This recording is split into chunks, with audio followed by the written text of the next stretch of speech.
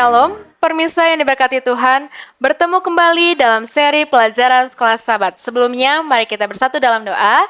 Bapa kami yang di surga, terima kasih ya Tuhan atas berkat-Mu pada hari ini. Saat ini kami akan mempelajari sekolah Sabat, bantulah kami, di dalam nama Yesus kami berdoa mengucap syukur padamu, amin. Pelajaran sekolah Sabat Kamis 22 Agustus 2024 yang berjudul Apa yang engkau kehendaki supaya aku perbuat bagimu? Bacalah Markus 10 ayat 46 sampai 52. Lalu tibalah Yesus dan murid-muridnya di Yeriko. Dan ketika Yesus keluar dari Yeriko bersama-sama dengan murid-muridnya dan orang-orang banyak yang berbondong-bondong, ada seorang pengemis yang buta bernama Bartimeus, anak Timeus, duduk di pinggir jalan. Ketika didengarnya bahwa itu adalah Yesus, orang Nazaret, mulialah ia berseru, "Yesus, anak Daud, kasihinilah aku." Banyak orang menegurnya supaya ia diam. Namun semakin keras ia berseru, "Anak Daud, kasihilah aku." Lalu Yesus berhenti dan berkata, "Panggillah dia." Mereka memanggil orang buta itu dan berkata kepadanya, "Kuatkan hatimu, berdirilah, ia memanggil engkau." Lalu ia menanggalkan jubahnya, ia segera berdiri dan pergi mendapatkan Yesus. Tanya Yesus kepadanya, "Apa yang kau kehendaki supaya aku perbuat bagimu?" Jawab orang buta itu, "Rabuni, supaya aku dapat melihat." Lalu kata Yesus kepadanya, "Pergilah, imanmu telah menyelamatkan engkau." Pada saat itu juga melihatlah ia, lalu ia bangkit. Lalu ia mengikuti Yesus dalam perjalanannya. Bagaimanakah Bartimeus bereaksi ketika Yesus lewat? Hingga pada titik ini dalam Injil Markus, dengan sedikit pengecualian, Yesus telah memberitahu orang-orang untuk tetap dia mengenai mukjizatnya dan tentang siapa dia. Dalam kisah ini, sementara dia sedang meninggalkan Yeriko, seorang laki-laki buta yang mengemis di pinggir jalan setelah mendengar bahwa ada Yesus dari Nazaret mulai berteriak, "Yesus, anak Daud, kasihinilah aku." Terdapat dalam Markus 10 ayat 47. Sesuai dengan motif pewahyuan dan kerahasiaan dalam Injil ini, masa pengambilan peran sebagai mereka yang menyerukan agar berdiam karena upaya mereka untuk mengungkapkan pengemis dan yang berbisik tersebut tidak berhasil. Namun Bartimeus tidak terpengaruh dan berteriak lebih keras, "Anak Daud, kasihinilah aku."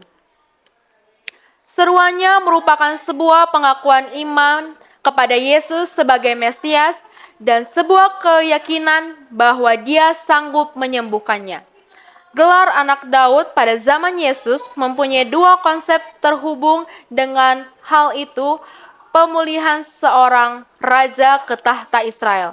Bandingkan dengan Yesaya 11, Yeremia 23 ayat 5-6, Yeremia 33 ayat 5, Yeremia 33 dan 15, Yehezkiel 34 ayat 23-24, Yehezkiel 37 dan 24, Mika 5 ayat 2-4, Zakaria 3 dan 8, Zakaria 6 ayat 12.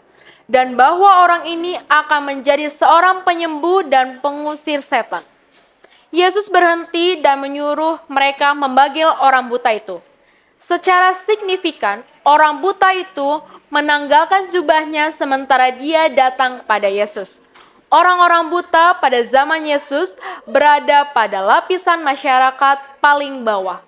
Sama halnya dengan para janda dan anak yatim piatu. Mereka adalah individu yang berada di bawah tingkat penghidupan dan berada dalam bahaya nyata. Jubah itu boleh jadi adalah perlindungan pria itu. Menanggalkan jubahnya berarti dia beriman bahwa Yesus akan menyembuhkannya. Yesus tidak mengecewakannya. Sungguh, siapapun yang datang kepadanya untuk meminta pertolongan dalam kitab-kitab Injil selalu menerimanya. Yesus menanyakan pertanyaan yang sama seperti yang ditanyakan kepada Yohanes dan Yakobus dalam Markus 10 ayat 36. Apa yang kamu kehendaki supaya aku perbuat bagimu? Markus 10 ayat 51.